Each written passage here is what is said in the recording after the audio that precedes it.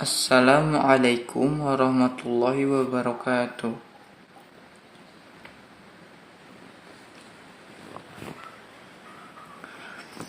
Untuk memenuhi tugas perencanaan pembelajaran Sekolah Dasar Fakultas Keguruan dan Ilmu Pendidikan, Program Studi Guru Sekolah Dasar Universitas Juanda Bogor.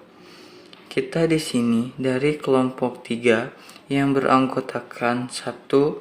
Aida, kedua Dahlia Pertiwi Kulsum, yang ketiga Ricky, yang keempat Amanda Afriliani, yang kelima Syarif Ahmad.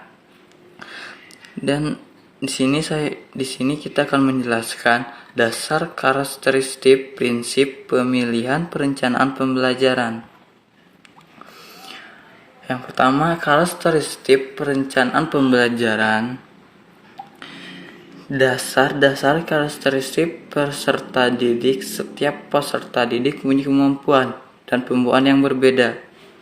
Peserta didik juga berasal dari lingkungan sosial yang tidak sama. Kemampuannya, pembawaannya, dan lingkungan sosial.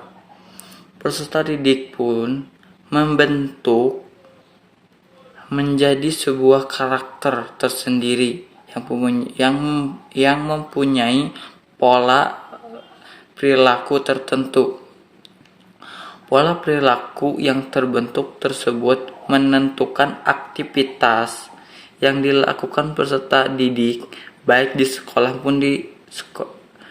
maupun di luar sekolah. Yang kedua, pengertian perencanaan pembelajaran. Perencanaan pembelajaran adalah menetapkan metode pembelajaran yang optimal untuk mencapai hasil pembelajaran yang diinginkan. Penekanannya yang paling utama dalam perencanaan pembelajaran terletak pada pemilihan, penetapan, dan pengembangan variabel metode pembelajaran. Pemilihan metode pembelajaran harus didasarkan pada analisis kondisi dan hasil pembelajaran. Analisisnya akan menunjukkan bagaimana kondisi pembelajarannya dan apa hasil pembelajaran yang diharapkan. Yang ketiga, yaitu teori yang mendasari perencanaan pembelajaran. Ada 2 macam teori yang menggambarkan perencanaan pembelajaran. Yang pertama, teori deskriptif. Yang kedua, teori preskriptif. Teori deskriptif adalah kondisi dan metode pembelajaran sebagai variabel bebas dan parameter. Kedua variabel ini berinteraksi untuk menghasilkan efek pada variabel hasil pembelajaran. Sebagai variabel terikat, hasil pembelajaran yang dideskripsikan pada teori deskriptif adalah hasil nyata, actual outcomes, sebagai akibat dari digunakannya metode tertentu. Yang kedua, teori preskriptif. Menurut Dageng tahun 1989, untuk teori preskriptif adalah kondisi dan hasil yang diinginkan, yang kemungkinan juga berinteraksi, dan parameter kedua variabel ini digunakan untuk menetapkan metode pembelajaran yang optimal, yang menjadi variabel tergantung hasil pembelajaran yang diamati. Dalam teori preskriptif adalah hasil pembelajaran yang diinginkan, desired outcomes, yang telah ditetapkan terlebih dahulu.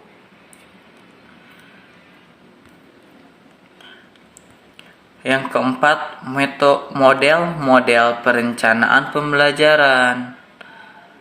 Menurut Gotthardsson, tahun 1984 menguraikan fungsi model adalah sebagai alat mempermudah komunikasi atau petunjuk teratur, yaitu algoritmanya yang bersifat preskriptif guna mengambil keputusan atau petunjuk perencanaan untuk kegiatan pengelolaan.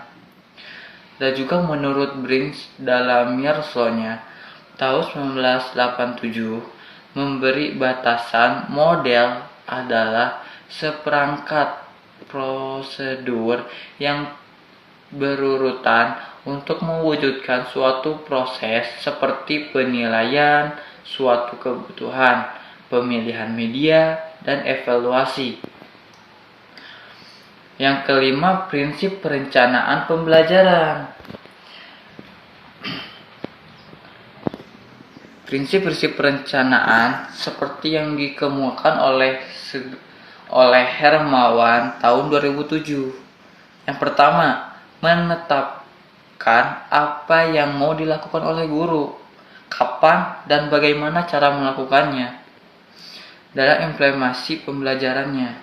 Yang kedua, membatasi sasaran atas dasar tujuan instruksional khusus dan menetapkan pelaksanaan kerja untuk mencapai hasil yang maksimal melalui proses penentuan target pembelajaran. Yang ketiga, mengembangkan alternatif yang sesuai dengan strategi pembelajaran. Yang keempat, mengumpulkan dan menganalisis informasi yang penting untuk mendukung kegiatan pembelajaran. Yang kelima, mempersiapkan dan mengkomunikasikan rencana-rencana dan keputusan-keputusan yang berkaitan dengan pembelajaran kepada pihak yang berkepentingan. Jika prinsip itu terpenuhi secara teorik, perencanaan pembelajaran itu akan memberi penegasan untuk mencapai tujuan sesuai skenario yang sudah disusun. Sedangkan berdasarkan asumsi, prinsip-prinsip yang harus dijadikan dasar dalam merancang pembelajaran, baik untuk perencanaan pembelajaran yang masih bersifat umum maupun perencanaan pembelajaran yang bersifat spesifik. Rencana pembelajaran meliputi kegiatan perumusan tujuan yang ingin dicapai dalam suatu kegiatan.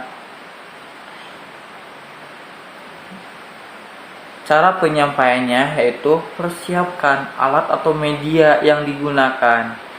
Perencanaan pembelajaran menjadikan guru dapat mempersiapkan dan menentukan tindakan apa yang akan dilakukan saat proses pembelajaran berlangsung, agar proses pembelajaran dapat berlangsung secara efektif.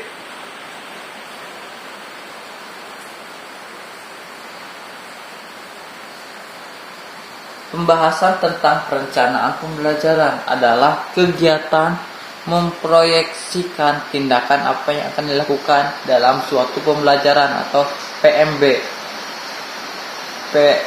PBM, yaitu dengan mengkoordinasi atau mengatur dan merespon komponen-komponen pembelajaran sehingga arah kegiatan atau tujuan, isi kegiatan, materi, cara penyampaian kegiatan atau metode dan tekniknya, serta bagaimana mengukur evaluasi menjadi jelas dan sistematis.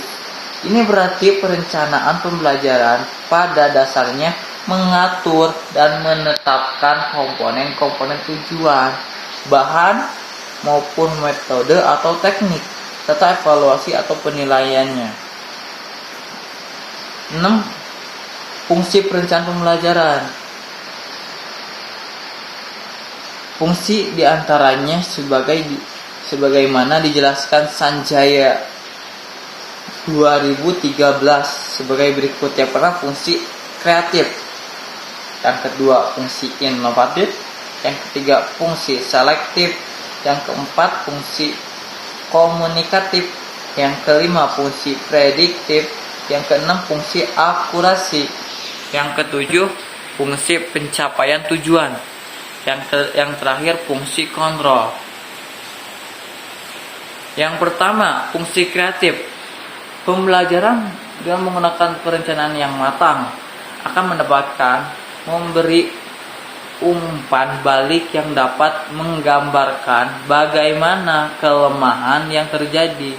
Melalui umpan balik itulah guru dapat meningkatkan dan memperbaiki program secara kreatif. Guru akan selalu memperbaiki sebagaimana kelemahan dan menemukan hal-hal baru. Yang kedua, fungsi inovasi. Suatu inovasi akan mungkin muncul seandainya guru memahami adanya kesenjangan antara harapan dan kenyataan. Kesenjangan itu hanya mungkin dapat ditangkap manakala guru memahami proses yang dilaksanakan secara sistematis. Yang ketiga, fungsi selektif, yaitu mulai proses perencanaan maka guru dapat menyeleksi strategi mana yang dianggap lebih efektif dan efisien untuk dikembangkan. Tanpa suatu perencanaan tidak mungkin dapat menentukan pilihan yang tepat. Fungsi selektif ini juga berkaitan dengan pemilihan materi pembelajaran yang dianggap sesuai dengan tujuan pembelajaran. Yang keempat, fungsi komunikatif. Suatu perencanaan yang menjadi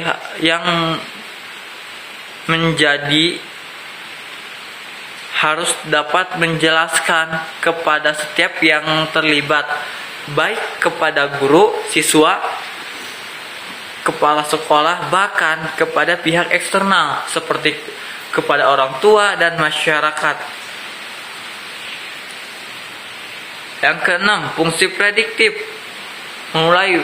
Fungsi prediktif yaitu perencanaan dapat menggambarkan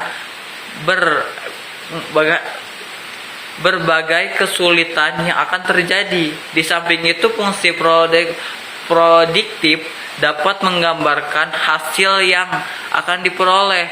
Fungsi prediktif juga perencanaan yang disusun secara benar dan akurat, dapat menggambarkan apa yang akan terjadi setelah dilakukan suatu treatment sesuai dengan program yang disusun. Yang keenam, yaitu akurasi. Guru merasa kelebihan bahan pelajaran sehingga masa waktu yang tersedia tidak sesuai dengan banyaknya bahan yang akan dipelajari siswa. Akibat proses pembelajaran ini, perencanaan yang matang dapat menghindari hal seperti itu. Sebab melalui proses perencanaan, guru dapat menakar setiap waktu yang diperlukan untuk penyampaian bahan pelajaran tertentu. Yang ketujuh, fungsi penyampaian tujuan. Mengajar bukanlah sekadar menyampaikan materi, akan tetapi membentuk manusia secara utuh. Manusia utuh bukan hanya berkembang dalam aspek intelektual saja, akan tetapi juga dalam sikap dan keterampilan. Dengan demikian, pembelajaran memiliki dua sisi yang sama, yaitu sisi hasil pembelajaran dan sisi proses pembelajaran. Yang terakhir yaitu fungsi kontrol. Mengontrol keberhasilan siswa dalam mencapai tujuan merupakan bagian yang tidak terpisahkan dalam suatu proses pembelajaran tertentu. Melalui perencanaan dapat ditentukan sejauh mana materi pelajaran telah dapat diserap oleh siswa, materi mana saja yang belum dipahami oleh siswa. Dalam hal inilah perencanaan berfungsi sebagai kontrol yang selanjutnya dapat memberi balikan kepada guru dalam mengembangkan program pembelajaran selanjutnya.